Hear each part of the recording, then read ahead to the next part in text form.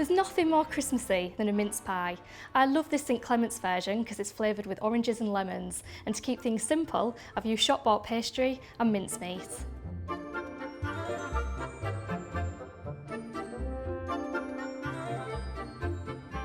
Preheat the oven to 220 degrees, gas mark 7, and then lay out your sheet of puff pastry on a flat surface. Use a 5cm pastry cutter to cut out pastry discs.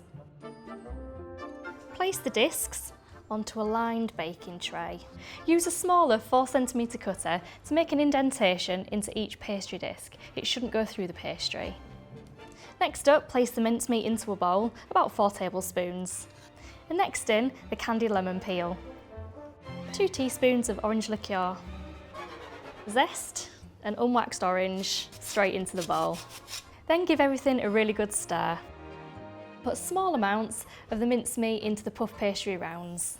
Brush the edges of the pastry with some soy milk, it helps it go really golden. Pop them in the oven for 10 to 12 minutes. Once they're out of the oven, dust with a little icing sugar. Lovely, fresh from the oven, perfect with a cocktail or a mocktail. Season's greetings everyone.